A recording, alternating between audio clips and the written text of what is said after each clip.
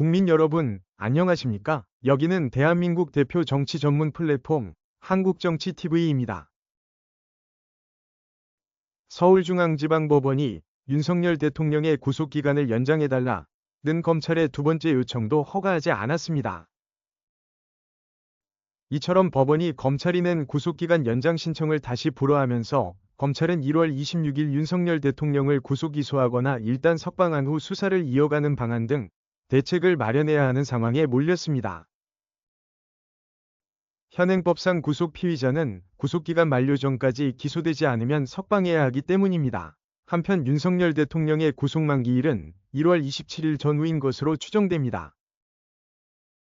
한편 윤석열 대통령 변호인단은 이날 법원이 윤 대통령에 대한 구속기간 연장 신청을 다시 불허하는 결정을 한 직후 당연한 결정이라고 말했습니다. 그리고 검찰은 공소제기 여부만을 결정할 수 있을 뿐 추가 수사나 보완 수사를 할 수 있는 법적 근거가 없음을 명확히 확인한 것이라고 주장했습니다.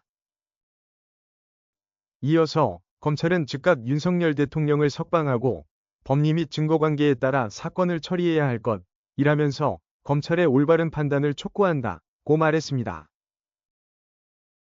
한편 윤석열 대통령 측 윤갑근 변호사는 1월 26일 취재진을 만나 법원이 윤석열 대통령에 대한 검찰의 구속기간 연장 신청을 불허한 데 대해 입장을 밝혔습니다. 이 자리에서 윤갑근 변호사는 국정안정과 사실규명, 그리고 법리적으로 얽힌 문제들 풀어내는 데 최선을 다할 것이라고 밝혔습니다. 그러면서 형식적 절차나 단순한 명분에 얽매여 경직된 자세로 응하지는 않겠다고 말했습니다. 이것은 윤석열 대통령이 검찰 조사에 응할 수도 있다는 점을 시사한 것으로 해석할 수 있습니다.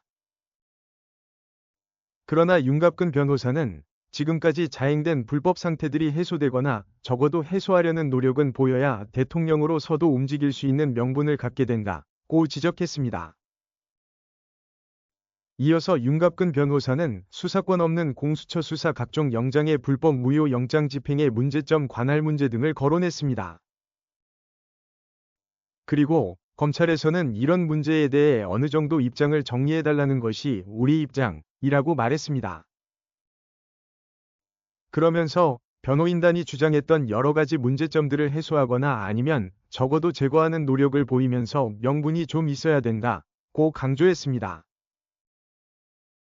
또 사법체계 일부의 운용이 잘못되고 있다면서 잘못된 사법체계를 바로잡아야 한다고 주장했습니다.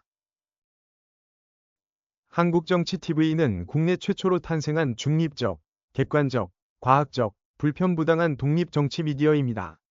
여러분의 구독과 알림, 자발적인 후원은 채널의 제작과 운영에 큰 힘이 됩니다.